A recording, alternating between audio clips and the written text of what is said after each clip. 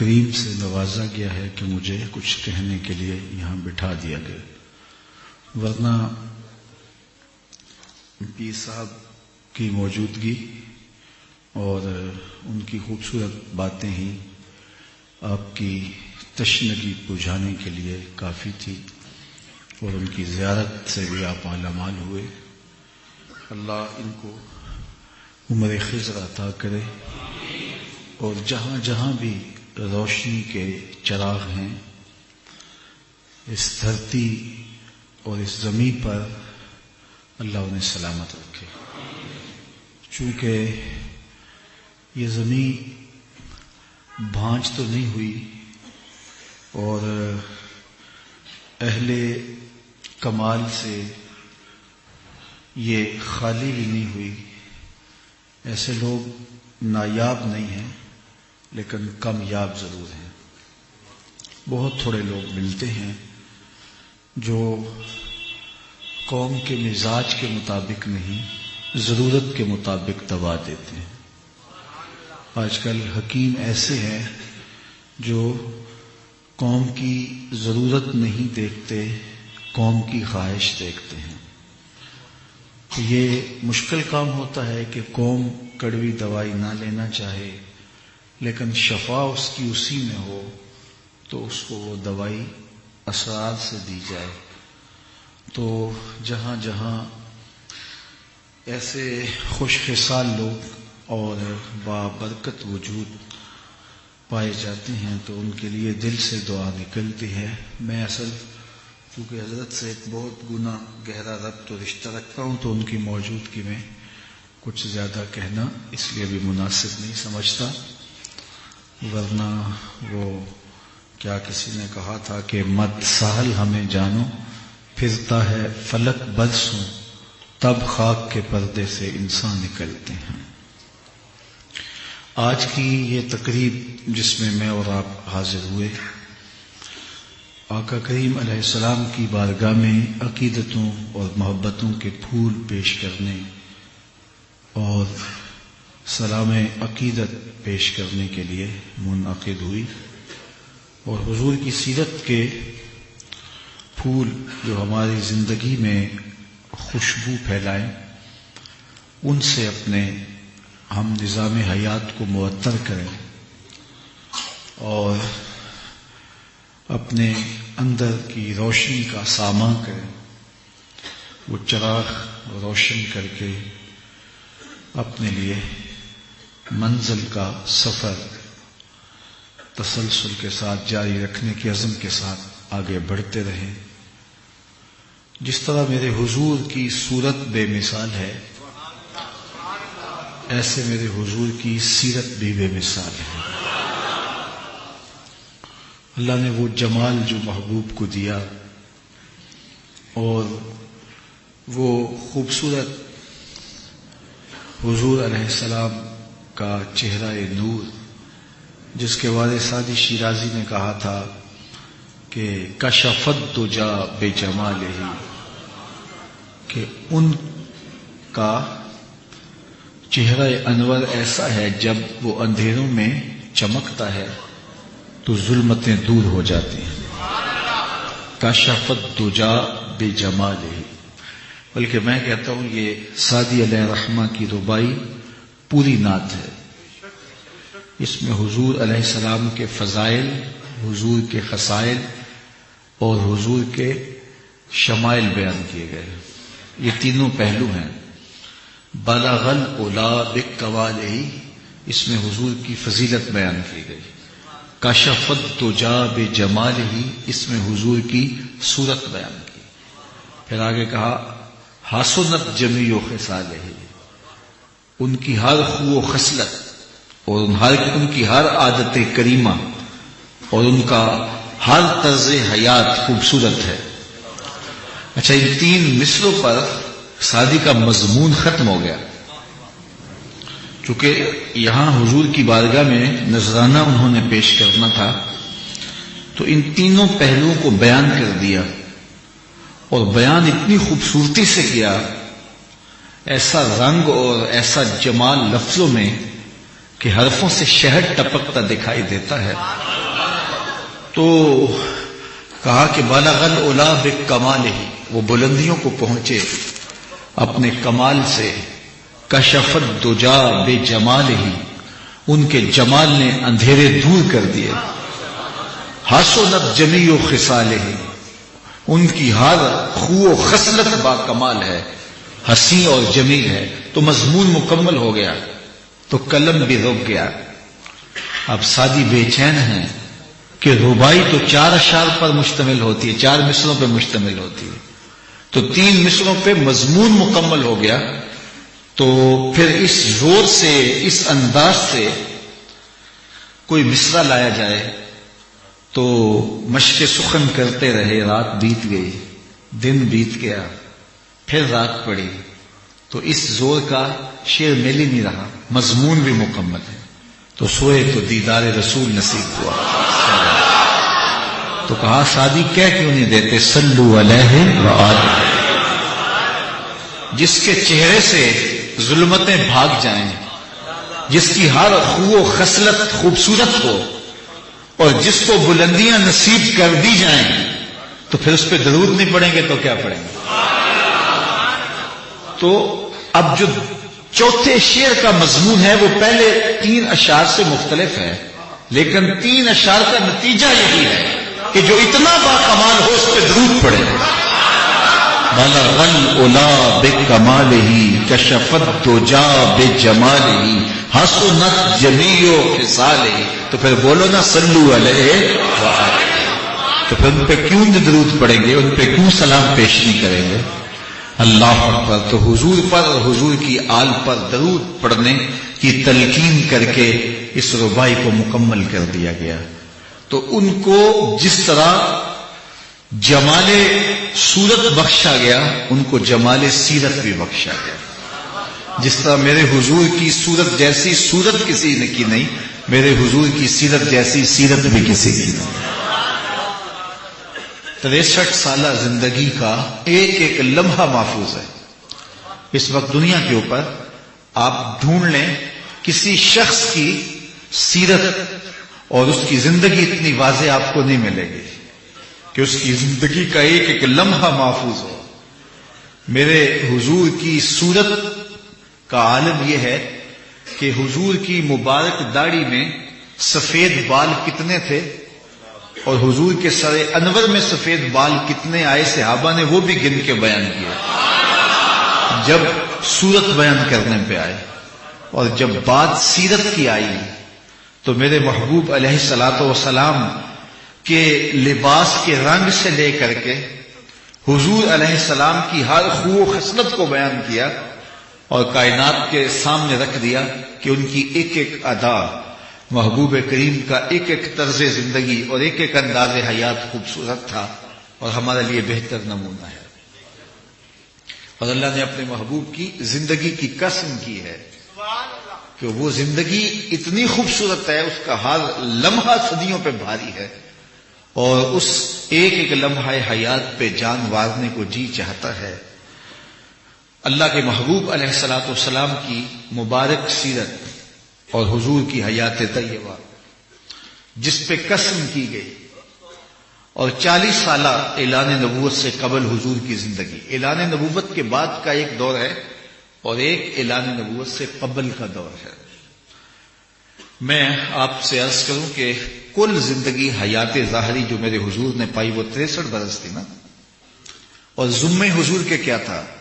پوری دنیا پر اسلام کے پیغام کو پہنچانا، اس دین کا غلبہ۔ هو الذی ارسل رسولہ بالہدی ودین الحق لیظہرہ علی الدین کلہ، تمام ادیان پر دین اسلام کو غالب کرنا۔ کتنا بڑا مشن تھا جو حضور کو سونپا گیا، اور اس مشن کے لیے وقت کتنا دیا گیا؟ 63 برس، کل 63 برس حضور کی حیات طیبہ ہے، اور پوری دنیا پر تمام ادیان پر اسلام کو پہنچانا ہے اور تمام ادیان پر اسلام کو غالب کرنا ہے۔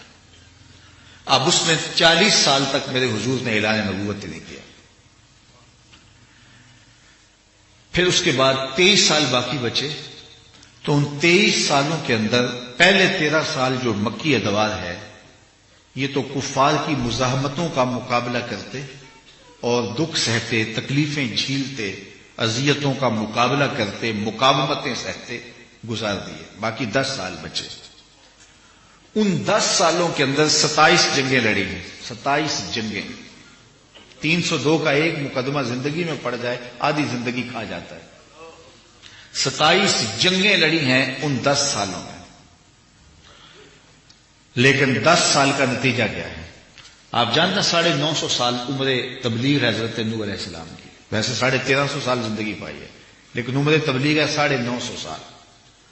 950 سال کی تبلیغ کا نتیجہ کیا ہے؟ 80 لوگ ہیں جو ایمان لاتے ہیں. اور یہاں 10 سال کی زندگی جو موقع ملا اس میں بھی 27 جنگیں لڑی گئی. جب حجۃ الوداع کا موقع تھا تو جو حضور کے سامنے لوگ کھڑے تھے ان کی تعداد 1,44,000 تھی. اور جو گھروں میں تھے، بچے تھے، پوری دنیا کے اوپر پھیلے تھے، حج پر نہیں آئے، ان سب کو جوڑے ملائیں تو 6.5 لاکھ کے قریب لوگ بنتے ہیں. وہ کڑکا تھا ایک بجلی کا، یا کہ صوت ہادی، عرب کی زمین جس نے ساری ہلا دی. یہ حضور کے ذمے کام لگایا گیا. میرا سوال یہ ہے کہ اتنا بڑا کام تھا جو حضور کے ذمے لگایا گیا، اور زندگی ٹوٹل حضور کو دی گئی 63 برس حیات ظاہری. اور اس میں بھی 40 سال تک حضور اعلان نبوت نہیں کرتے. وقت گزرتا چلا جا رہا ہے، اتنا بڑا کام ہے. تو جب کام زیادہ ہو، دن گزرتا چلا جا رہا ہو تو آپ بے چین ہو جاتے ہیں کہ اتنا بڑا کام میں نے کرنا ہے، اور عصر کا وقت آ رہا ہے، دوپہر گزر گئی، ظہر گزر گئی. اب بتائیے 63 سالہ ٹوٹل زندگی ہے، 40 سال تک اعلان نبوت ہی نہیں کیا. لیکن میں کہتا ہوں کہ میرے حضور کا جو کام تھا اس میں ان 40 سالوں کا بڑا اثر ہے. آئیے دیکھیے، جب حضور جبل فاراں پہ جلوہ فراز ہوئے، کوہ صفا پہ چڑھے، اور آپ نے کوہ صفا پہ آ کر کے کہا، لوگوں کو صنادید قریش کو جب بلایا، جب پہلی دعوت دی، اور حضور نے اونچی جگہ پہ کھڑے ہو کے ان سب کو بلا کے کہا کہ لوگوں، اگر میں کہوں کہ اس پہاڑ کی دوسری جانب سے ایک لشکر آ رہا ہے جو تمہیں کچل دے گا، تمہارے اوپر حملہ آور ہوگا، تو کیا میں اس بات کو مان لو گے؟ تو انہوں نے کہا کہ نظر نہ آیا تو ہم کہیں گے ہم اندھے ہیں، آپ سچے ہو.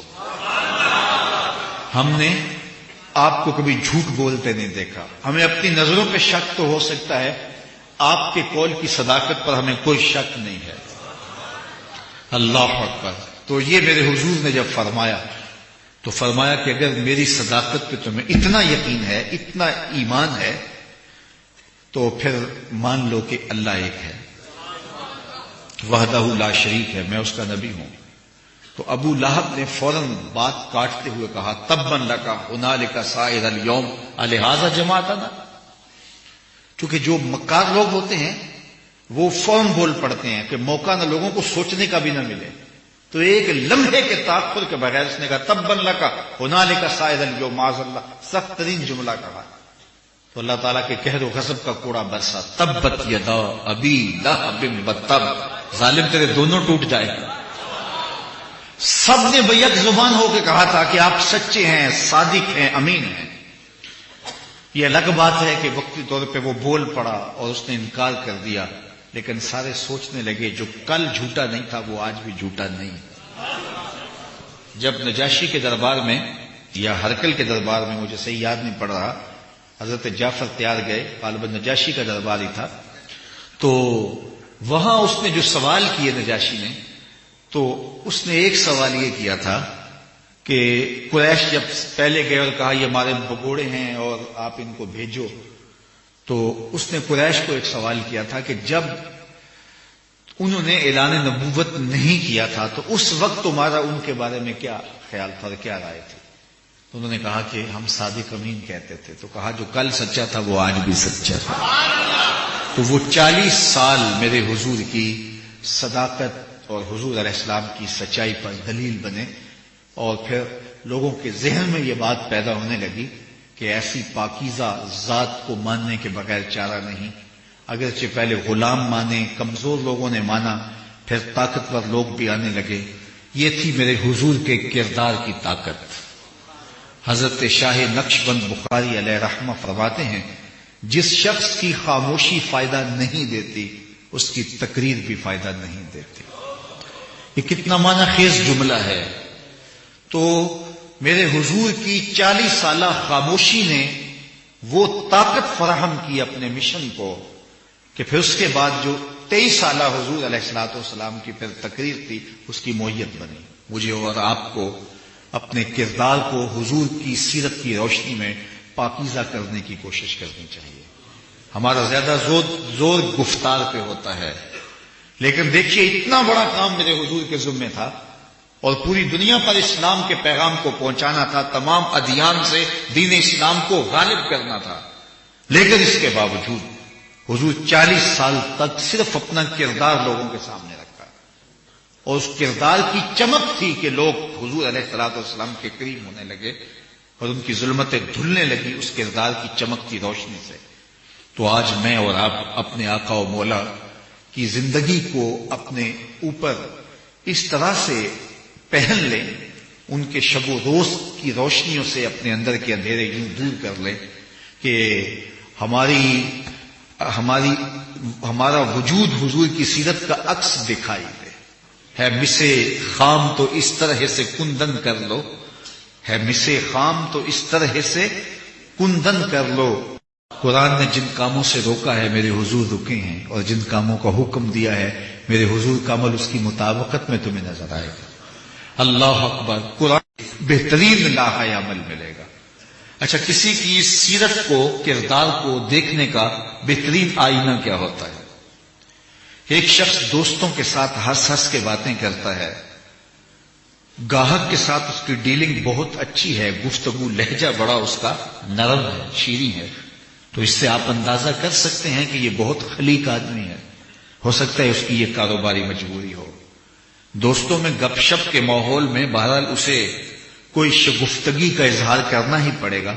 تو کیسے پتا چلے گا کہ کوئی شخص اپنی سیرت کے حقیقی روپ میں کہاں نمایاں ہوتا ہے؟ تو یہ بھی میرے حضور نے ارشاد فرمایا، خیرکم لأہلہ وأنا خیرکم لأہلی. تم میں سے بہتر وہ ہے جو اپنے اہل خانہ کے ساتھ بہتر ہے، اور میں اپنے اہل خانہ کے ساتھ تم میں سب سے زیادہ بہتر ہوں. بہت سارے لوگ دوستوں سے تو اچھے مزاج سے بات کر لیتے ہیں، گاہک سے ڈیلنگ بھی اچھی کر لیتے ہیں، لیکن جب گھر آتے ہیں تو فرعون بن جاتے ہیں. کسی شخص کی سیرت کا نمایاں عکس تب پڑتا ہے، یا پھر وہ اپنے غلاموں کے ساتھ، اپنے ملازموں کے ساتھ، اپنے ماتحتوں کے ساتھ رویہ کیا رکھے ہوئے ہوتا ہے. کچھ لوگ جو ہے وہ امراء کے ساتھ، اپنے دوستوں کے ساتھ رویہ تو خوبصورت رکھتے ہیں، لیکن جب وہ اپنے سے نچلے طبقے کے ساتھ معاملت کرتے ہیں تو ان کا رویہ بالکل مختلف ہوتا ہے. لیکن میرے اور آپ کے آقا و مولا حضور نبی رحمت کی زندگی دیکھیے. اصحاب رسول میں حضور آ کے تشریف فرما ہوتے، بیٹھتے تو کوئی نمایاں نشست حضور کی نہ ہوتی. نماز میں مصلی پر بیٹھنا ہے وہ ایک الگ ہے، اسی طرح ممبر پر بیٹھ کے خطبہ دینا ہے وہ ایک اعزاز ہے، اور وہ لوگوں کو خطبہ دینے کے لیے ممبر کو اختیار کرنا. عمومی مجلسوں کے اندر جب حضور تشریف فرما ہوتے تو کوئی ایسی نمایاں نشانی نہ ہوتی جس سے یہ کہا جا سکتا ہوتا کہ یہ حضور ہیں، بلکہ لوگ حضور کے چہرے کی جلالت، وجاہت اور خوبصورتی اور جمال سے پہچانتے کہ یہ اللہ کے رسول ہو سکتے. ایک سفر میں حضور صحابہ کے ساتھ تھے، تو جب پڑاؤ کیا تو کھانا تیار کرنے کا مرحلہ آیا تو کوئی جانور ذبح کرنے لگا، کوئی چولہا تیار کرنے لگا، کوئی پانی لانے لگا. تو حضور بھی ایک سمت چل پڑے. تو کسی نے کہا کہ حضور آپ کدھر تشریف لے جا رہے ہیں؟ فرمایا علیہ جمع الحط، میں لکڑیاں کاٹ کے لاتا ہوں، میں لکڑیاں جمع کر کے لاتا ہوں. تو کہا حضور ہم خادم جو حاضر ہیں. فرمایا مجھے یہ پسند نہیں ہے کہ لوگ کام کریں اور میں معتبر بن کے بیٹھا رہوں. لوگوں کے غزوہ خندق میں دیکھ لیجیے، ہاتھ میں کدال پکڑے کیا حضور دکھائی نہیں دیتے؟ کیا وہ لمحے ہمیں یاد نہیں ہیں کہ جب بھوک کی شدت کی وجہ سے لوگوں نے اپنے پیٹ پہ پتھر باندھے ہیں، اور پھر جب بھوک صحیح نہیں گئی تو حضور کی خدمت میں حاضر خدمت ہوتے ہیں اور عرض کرتے ہیں حضور بھوک صحیح نہیں جاتی، اور پیٹ سے کپڑا اٹھا کے پتھر دکھاتے ہیں تو انہیں تسلی دیتے، انہیں تشفی آمیز کلمات کہتے کہ ہاں بھوک برداشت کر لو، بڑا صلہ ملے گا. صحابہ مطمئن ہو جاتے لیکن اطمینان کامل کس طرح دیا؟ حضور نے اپنے بطن سے کپڑا اٹھایا تو لوگوں نے دیکھا کہ حضور کے پیٹ پہ 2 پتھر بندھے ہوئے. پھر صحابہ آگے بڑھے اور کدال پکڑے اور بھوکے اور پیاسے جو ہے وہ خندق کھودتے ہوئے ساتھ کہتے ہیں نحن الذین بایعوا محمد، ہم ہیں جس نے اس پیارے کے ہاتھ پہ بیعت کی ہے، یہ ہے ہمارا مرشد کامل. اگر ہمارے پیٹ پہ 1 پتھر ہے تو ان کے پیٹ پہ 2 پتھر بندھے ہوئے ہیں. یار جب کارکن کو یہ منظر دیکھنے کو مل جائے تو پھر وہ جان مارنے کے لیے تیار ہوتا ہے. تو اس لیے میرے حضور کی سیرت کا رنگ کتنا نمایاں ہے، اور آقا کریم نے کس خوبصورتی کے ساتھ لوگوں کے سامنے اپنا عمل رکھا اور اپنے انداز زندگی رکھے. صحابہ سے مشاورت کیا کرتے تھے جبکہ حضور پہ وحی اترتی. حضور بولتے ہیں تو حضور کا کوئی جملہ خواہش نفس کی وجہ سے نہیں ہے، رب کے حکم کا آئینہ دار ہے. وما ينطق عن الهوى ان هو الا وحی یوحی. لیکن اللہ کے محبوب علیہ الصلوۃ والسلام اس کے باوجود صحابہ سے مشاورت کرتے ہیں، ان کو اہمیت دیتے ہیں. تو یہ پیار، یہ محبت، صحابہ کے ساتھ الفت کا یہ رنگ.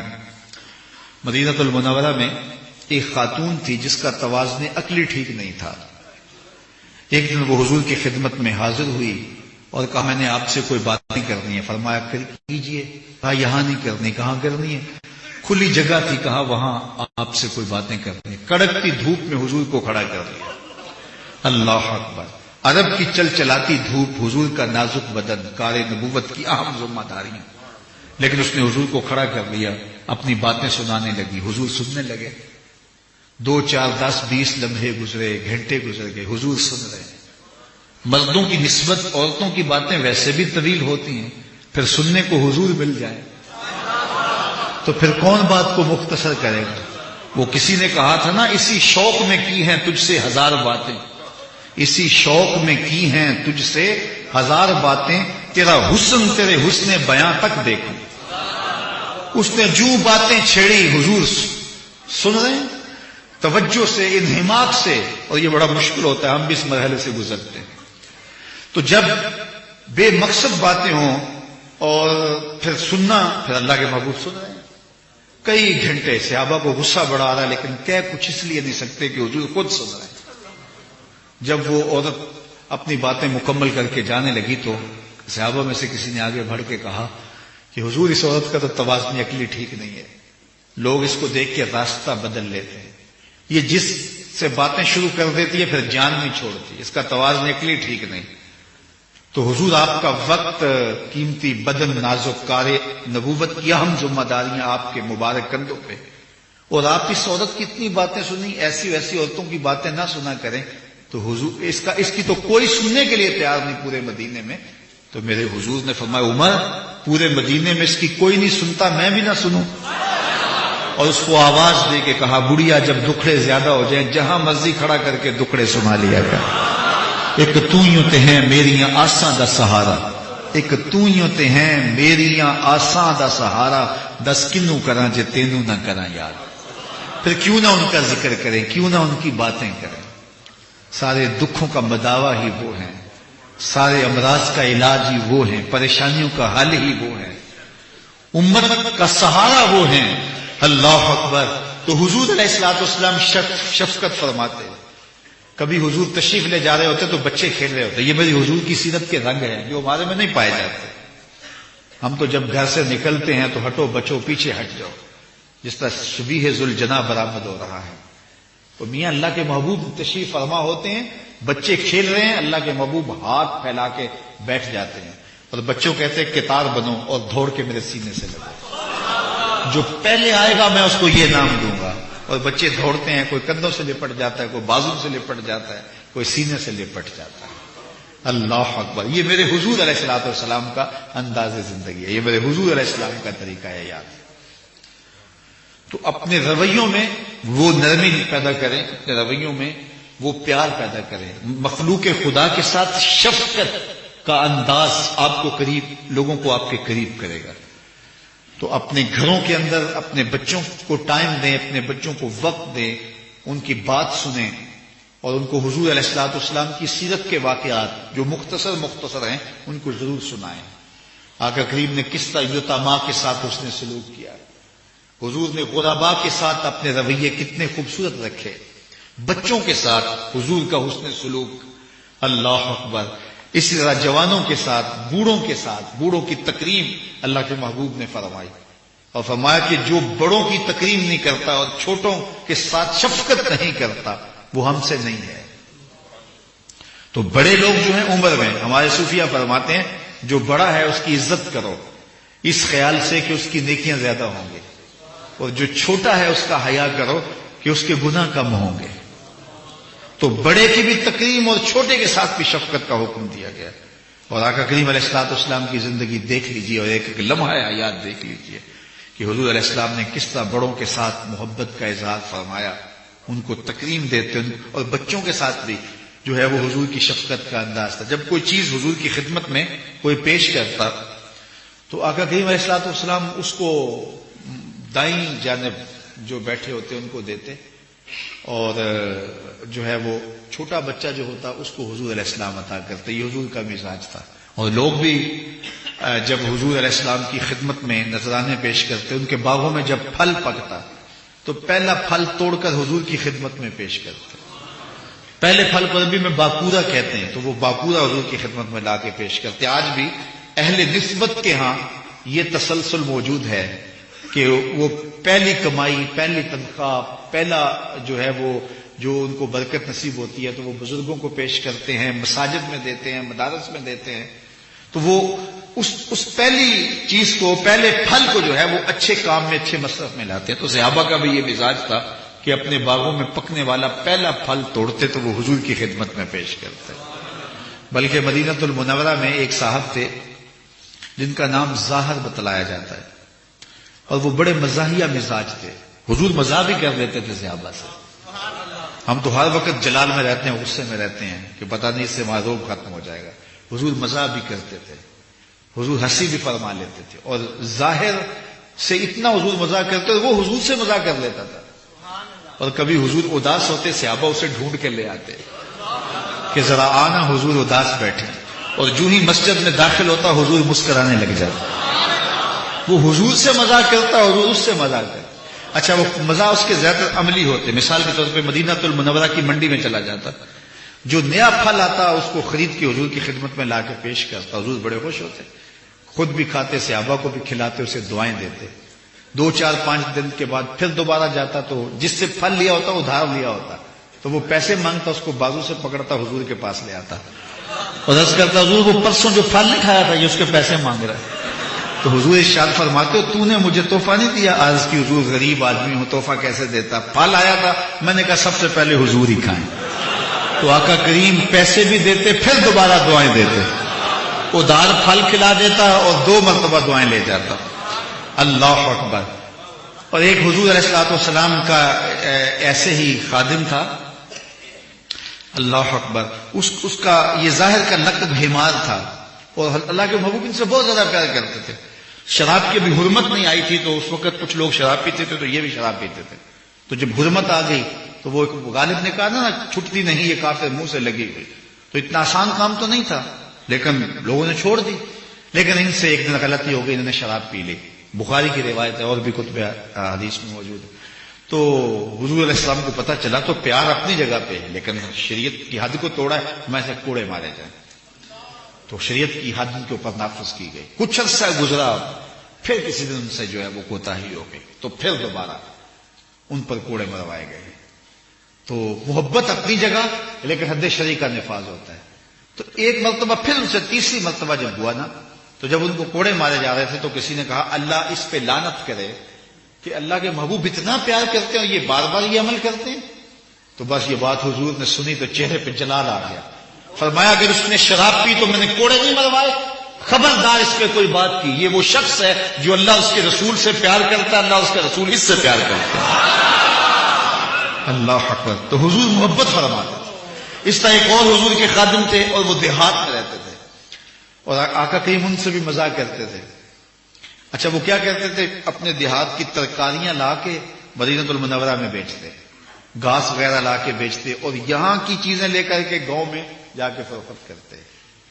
تو ایک دن وہ بیٹھے ہوئے تھے گھاس بیچ رہے تھے یا ترکاریاں بیچ رہے تھے، تو حضور گئے تو دیکھا کہ ظاہر بیٹھا ہوا ہے، یا تو آقا کہیں پیچھے سے گئے اور جا کے ان کی کولی بھر لی۔ جب کوئی آپ کا بڑا گوڑا یار ہو، خاص یار ہو، تو پھر چپکے سے آپ جا کے اس کی آنکھوں پہ ہاتھ رکھ لیتے ہیں نا، اس کو کہتے ہیں کولی بھرنا۔ اور پھر آپ آنکھیں دباتے ہیں کہ یہ بوجھے میں کون ہوں، کہ بات ہو تو کہتا ہے میں تجھے یاد کرتا رہتا ہوں، اب پتہ چلے گا نا کہ کس نمبر پہ میرا نام آتا ہے۔ تو حضور علیہ السلام کے ہاتھ اس کی آنکھوں پہ آئے اور حضور آنکھیں دبا رہے ہیں۔ میں کہتا ہوں حضور کے ہاتھ آنکھوں پہ آئے ہوں، ٹھنڈ سینے تک نہیں گئی ہوگی، نہیں پتا چلا ہوگا کہ یہ کس کے ہاتھ ہیں، لیکن حضور آنکھیں دبا رہے ہیں، وہ بولتا ہی نہیں۔ حضور آنکھیں دبا رہے ہیں اور اشارے دے رہے ہیں کہ بتاؤ نا کہ میں کون ہوں، لیکن ظاہر نہیں بولتا۔ اللہ اکبر! بلکہ جب اس کو یقین ہو گیا کہ حضور ہی ہیں، اس نے اپنی پشت کو حضور کے سینے سے رگڑنا شروع کر دیا، اور حضور ہاتھ دبائے اور وہ بولے ہی نہ۔ اور میں کہتا ہوں کبھی بھی نہیں بولنا تھا اس نے۔ میاں صاحب کا شعر مجاز میں لوگ پڑھتے ہیں، میں یہاں حقیقت میں پڑھتا ہوں۔ سفنے دے وچ ماہی ملیا، سفنے دے وچ ماہی ملیا تے گل وچ پا لیاں باواں، سفنے دے وچ ماہی ملیا تے گل وچ پا لیاں باواں، ڈردی ماری اکھ نہ کھولاں کتے پھر بچھڑ نہ جاواں۔ حضور دبا رہے ہیں، ظاہر آنکھیں نہیں کھول رہے۔ اللہ اکبر! پھر حضور نے خود فرمایا اس غلام کو کون خریدے گا؟ تو عرض کی حضور مجھے کس نے خریدنا، میں تو بہت سستا ہوں۔ فرمایا تو اللہ کے ہاں بہت مہنگا ہے۔ اور پھر حضور نے ایک جملہ دیا جو ساری زندگی ان کے لیے اعزاز بنا۔ میرے حضور نے فرمایا تو ہمارا دیہات ہے، تو ہمارا پنڈ ہے، ہم تیرے شہر ہیں۔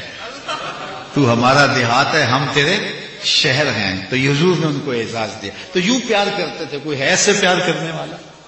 کوئی ہے ایسے لوگوں کو تو ان کا سٹیٹس مار دیتا جی میرا بڑا سٹیٹس ہے، حضور سے بڑا سٹیٹس کس کا ہو سکتا ہے؟ لیکن یوں لوگوں کے ساتھ محبت کرتے ہیں، کبھی بچوں کو حضور پیار کر رہے ہیں، اللہ اکبر، کبھی بوڑھوں سے شفقت کر رہے ہیں، کبھی لوگوں سے مزاح بھی حضور فرما رہے ہیں۔ کیا پیار تھا، کیا محبت کا عالم تھا، اور کیا الفتوں کے بکھرتے رنگ تھے۔ کچھ ان کے خلق نے، کچھ ان کے کردار نے کر لی مسخر، ساری دنیا شہ ابرار نے کر لی۔ خلق عہدے نے مو لئی دنیا، کوئی ورلا ہی جان بچا دے۔ آزم ایڈا سونا ماہی سنو کدرے نظر نہ آ۔ اللہ نے صورت کا جمال تو دیا ہی تھا، اللہ نے اپنے محبوب کو سیرت کا بھی وہ جمال دیا کہ پھر جو حضور سے ملتا ہے حضور کا ہی ہو جاتا ہے۔ وہ رنگ اللہ نے اپنے محبوب کی سیرت کے اور وہ جمال حضور علیہ الصلوۃ والسلام کے حیات طیبہ کے تھے کہ بس اس نے کائنات کو اپنی آغوش میں سمیٹ لیا۔ اور دیکھو صدیاں بیت گئی ہیں، یہ آج کی کہانی نہیں، صدیاں بیت گئیں۔ آج 14 صدیوں کے بعد 15ویں صدی کا سفر ہے، اور اتنے فاصلے پہ آج بھی یہ ہجوم عاشقاں اور تا حد نظر لوگوں کے محبتوں کا یہ عالم۔ تو یار مجھے سننے آئے ہیں، میں کون ہوں، کیا اوقات ہے میرے، لیکن یہ کیوں جمع ہیں؟ حضور کی سیرت کا نام سنا تو کشاں کشاں بھاگ آئے۔ یار یہ صدیوں کے فاصلے پہ اتنا پیار ہے تو پھر بلال حبشی کیوں نہ تڑپتے، کیوں نہ جان دیتے؟ حضور علیہ الصلوۃ والسلام کے وصال کے بعد شہر مدینہ چھوڑ گئے تھے۔ اللہ اکبر! بلال حبشی سے کہا شہر چھوڑ کے جا رہے ہو؟ داریہ میں چلے گئے۔ کہا اب ان گلیوں میں حضور نظر نہیں آتا، اب میرے لیے مشکل ہے۔ اذان پڑھتا تھا، سامنے رخ محبوب ہوتا تھا۔ اقبال بولا اذان ازل سے تیرے عشق کا ترانہ بنی، نماز تو اس کی دید کا ایک بہانہ بنی، ادائے دید سراپا نیاز تھی تیری، کسی کو دیکھتے رہنا نماز تھی تیری۔ وہ غلام جو آقا کا جوتا دھوپ سے اٹھا کے چھاؤں میں رکھے تو آقا اس پہ کوڑے مارے کہ تو نے میرا جوتا میرے پوچھے بغیر کیوں اٹھایا ہے؟ وہ کہے جناب خراب ہو رہا تھا، میں نے اس لیے چھاؤں میں رکھا ہے۔ تو آقا یہ بات ماننے کے لیے تیار نہ ہو، کہا تیری خوئے غلامی بدل رہی ہے، تو اپنی اوقات بھول گیا ہے۔ میرا جوتا بغیر میرے اذن کے تو چھو لے، تیری اوقات کیا ہوتی ہے؟ اقبال نے کہا تھا غلامی کیا ہے، ذوق حسن و زیبائی سے محرومی، جسے زیبا کہیں آزاد بندے ہیں وہی زیبا، بھروسہ کر نہیں سکتے غلاموں کی بصیرت پر کہ دنیا میں فقط مردان حر کی آنکھ ہے بینا۔ غلام ہوتا کون ہے؟ آقا کا جوتا چھونے والا۔ یہ عرب کی تہذیب اور یہ بلال حبشی کے ساتھ ہونے والی بدتمیزیاں ہیں لیکن ذرا اس آقا کی دل نوازیاں بھی دیکھو. معراج سے پلٹتے ہیں اور بلال کو بلا کے کہا تو کون سا نیک عمل کرتا ہے؟ میں نے جنت میں تیرے قدموں کی آہٹ سنی. کیا خیال ہے ایسے ایک جملے نے دور غلامی کی ساری تھکن اتار نہیں دی ہوگی؟ اور بلال فرش اٹھ کے فراز عرش پہ نہیں پہنچ گیا ہوگا؟ جو آقا کا جوتا دھوپ سے اٹھا کے چھاؤں میں رکھنے کا روادار نہ ہو تو پھر وہ محبوب پہ ناز نہیں کرے گا. ازل سے تیرے عشق کا ترانہ بنی، نماز تو اس کی دید کا ایک بہانہ بنی. ادائے دید سراپا نیاز تھی تیری، کسی کو دیکھتے رہنا نماز تھی تیری. اب شہر چھوڑ کے چلے گئے، لیکن پیار کے رنگ دیکھیے. بندہ مٹ نہ جائے آقا پہ تو وہ بندہ کیا ہے؟ بے خبر ہو جو غلاموں سے وہ آقا کیا ہے.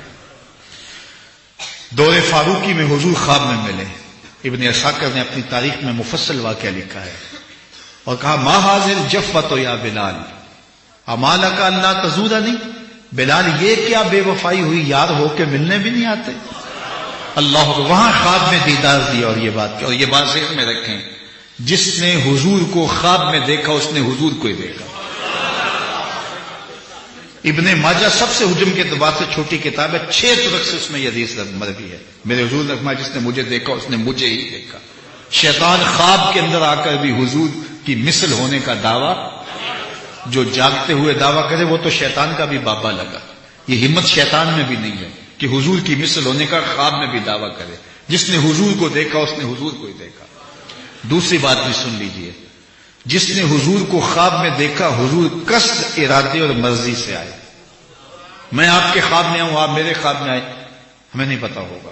یہ مجلس سجی ہے، منتشر ہوگی، آپ گھروں میں ہوں گے، میں اپنے گھر میں پلٹ جاؤں گا. تو خواب میں آپ مجھے دیکھیں، مجھے فون کر کے پوچھیں تو میں کہوں گا مجھے تو نہیں پتا. اور اگر میں آپ کو دیکھ لوں تو میں اگر کسی طرح سے آپ کو پوچھوں تو آپ کہیں گے ہمیں تو نہیں پتا، ہم تو گھر سوئے تھے. لیکن حضور جس کے خواب میں جائیں قصد، ارادے اور مرضی سے جاتے. تیسری بات، کسی کو خواب میں کچھ دیں یا کسی سے خواب میں کچھ لیں تو وہ محض خواب ہوتا ہے. کسی سے آپ نے قرض لینا تھا، خواب میں آ کے آپ کو ادا کر گیا، صبح اٹھ کے کھاتے سے کاٹ دیں گے کہ یار رات دے تو گیا ہے؟ آپ کہیں گے خواب ہے. بھوک میں تڑپتے ہوئے سو گئے، رات 5 اسٹار ہوٹل سے کھانا کھاتے رہے، صبح ناشتے کی ضرورت ہوگی یا نہیں ہوگی؟ یار رات کھایا تو ہے.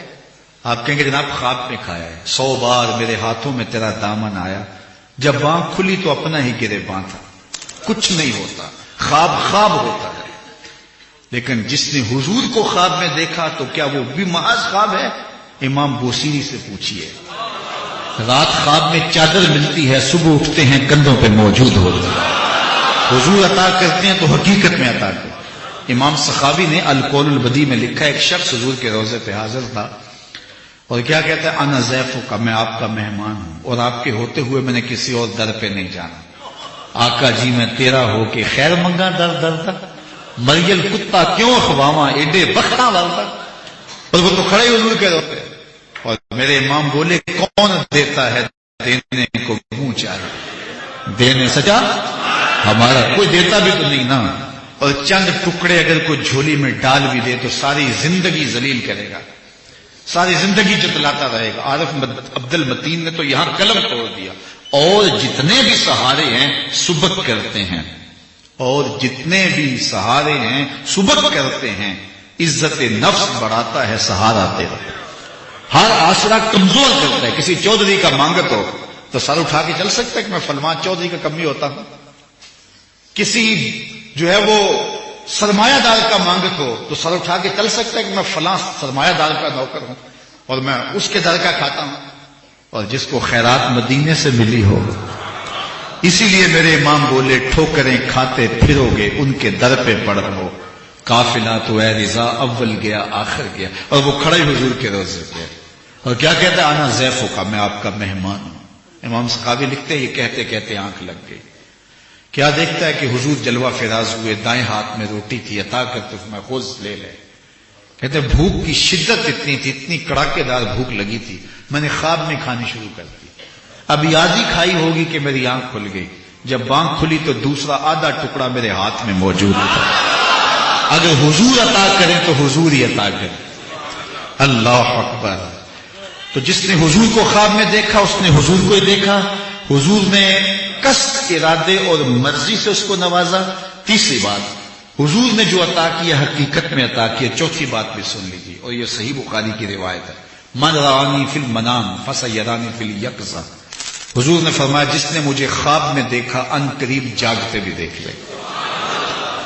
علماء نے کہا کہ ساری زندگی نہ دیکھ سکا، جب سانس ٹوٹ رہی ہوگی رخ محبوب سامنے ہوگا، اور مجھے بتاؤ اس وقت حضور کا دیدار مل جائے تو اور کیا چاہیے۔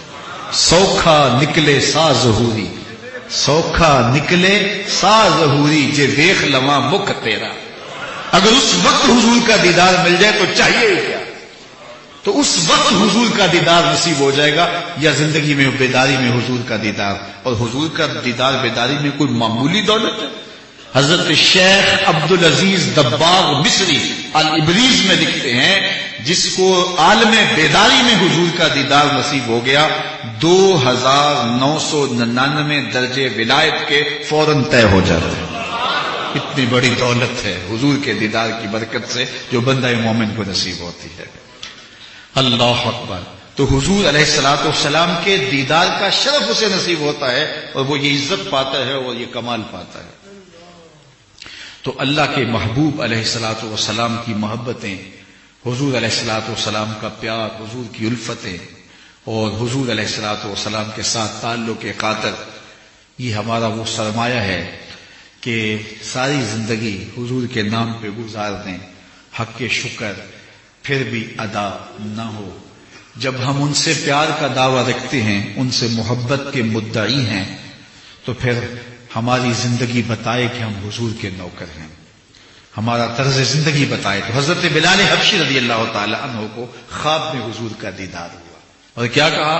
ما حاضر جفت ہو یا بلال، بلال یہ کیا بے وفائی ہوئی، یہاں رہ کے ملنے بھی نہیں آ رہے۔ تو بس اٹھے تو پھر تیز رفتار سواری پہ دوڑنا شروع کیا اور مدینہ المنورہ پہنچے۔ ادھر حضرت عمر کو پتا چلا رضی اللہ تعالیٰ عنہ کو بلال آ رہے ہیں، تو حضرت عمر مسجد نبوی سے باہر نکل کے استقبال کے لیے کھڑے ہوئے۔ یہ اسلام نے برکت دی ہے نا۔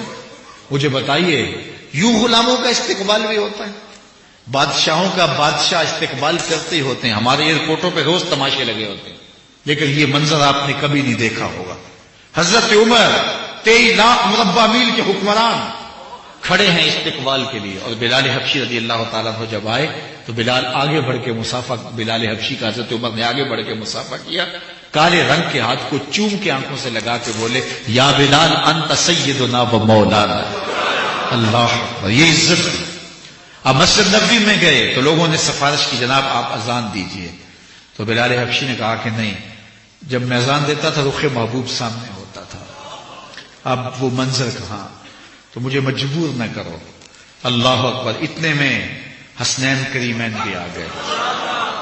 شہزادے جب آئے تو حضرت بلال حبشی پھوٹ پھوٹ کے روئے، کہتے دونوں کے سر اپنی بغلوں میں لیے اور ایسے چمٹا لیا، تو لوگوں نے انہیں اشارہ کیا کہ آپ اذان کی سفارش کریں، تو انہوں نے کہا چچا جان جو حضور کے دور میں اذان سناتے تھے سناؤ۔ تو اب تو انکار کا ارادہ نہ ہوا، تو کھڑے ہو گئے، اللہ اکبر صدا دینے لگے، اللہ اکبر۔ لیکن جو جو آواز بلند ہوتی چلی جا رہی تھی سینوں میں دل دہلتے تھے، حتیٰ کہ لوگ مسجد نبوی کی طرف دوڑنے لگے، وہ پرانا منظر اس کی یاد تازہ ہونے لگے۔ کہتے ہیں پردہ نشین خواتین بھی پردے میں سمٹی ہوئی مسجد نبوی کی طرف آئی، اور حضرت بلال کی جو جو آواز بلند ہوتی چلی جا رہی، ایسے زمین پہ راچا تاری ہو رہا، ذرا ٹھہر جا مؤذن میرا دل لرز رہا ہے، کہیں کعبہ گر نہ جائے تیری شوخ مست اذان سے۔ اور بلال کی اذان بلند ہوتی چلی جا رہی ہے، اور ایک عجیب مدینے کے اندر کیفیت پیدا ہے، لوگ بھی رو رہے ہیں، بلال حبشی بھی رو رہے ہیں۔ اور جب شہادت پہ پہنچے، اشہد ان محمد رسول اللہ پہ پہنچے، تو بلال غش کھا کے گر پڑے، چونکہ یہ وہ موقع تھا کہ سامنے رخ محبوب نظر نہیں آتا ہے۔ اللہ اکبر۔ تو پھر بلال جیسے عاشق پیدا کیوں نہ ہوں گے؟ کیوں پیار نہیں ملے گا؟ کیوں یہ الفتوں کے رنگ پیدا نہیں ہوں گے کہ جنہیں آقا جوتا اٹھانے پہ بھی سزا دیتا ہے؟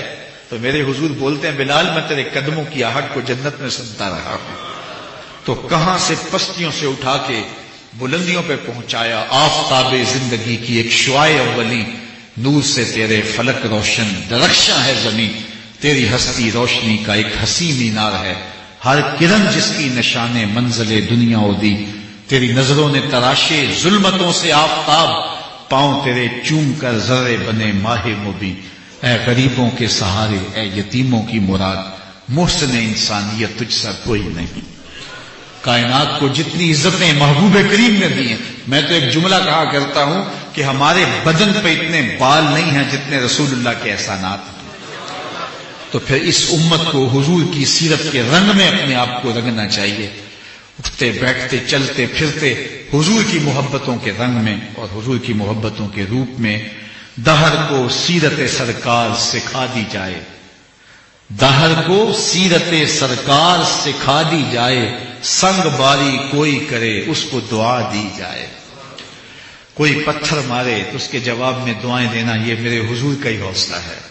کیا کیا اذیتیں نہیں دی، کیا کیا دکھ نہیں دیے، لیکن دیکھو طائف کے بازاروں میں جب حضور چل رہے ہیں تو وہ حضور پر سنگ زنی کرتے ہیں، حضور کے پاؤں پہ پتھر مارتے ہیں، حضور کے مبارک قدم زخمی ہو جاتے ہیں، ایک پاؤں اٹھاتے ہیں تو وہ دوسرے پاؤں پہ سنگ زنی کی مشق کرتے ہیں۔ شدت درد اور احساس کرب سے حضور بیٹھ جاتے ہیں، ان کے دو گھنڈے دائیں بائیں سے بڑھتے ہیں اور حضور کو کندھوں سے پکڑ کے اٹھاتے ہیں اور پھر دوبارہ سنگ زنی کرتے ہیں۔ ام المومنین سیدہ عائشہ رضی اللہ تعالیٰ عنہا فرماتی ہیں، ایک دن میں نے حضور سے پوچھا، حضور کیا احد کے دن سے سخت دن بھی زندگی میں کبھی آیا؟ صحابہ کا خیال یہ تھا کہ احد سے دن سخت حضور کی زندگی میں کبھی نہیں آیا ہوگا، جب 70 لاشیں پڑی ہوئی تھیں اور حضور کے سکے چچا شہید کر دیے گئے، حضرت امیر حمزہ نہ صرف شہید کیے گئے، ان کا مسئلہ کیا گیا، اعضائے بدنی کاٹ لیے گئے اور آنکھوں میں نیزے چبھوئے گئے، اعضاء کا ہار پرو کے ہندا نے گلے میں ڈال کے رقص کیا، چشمان اقدس میں آنسو تھے، بار بار پوچھتے تھے ما فعل امی، میرے چچا کی کہانی سناؤ۔ وہ دردناک دن تھا۔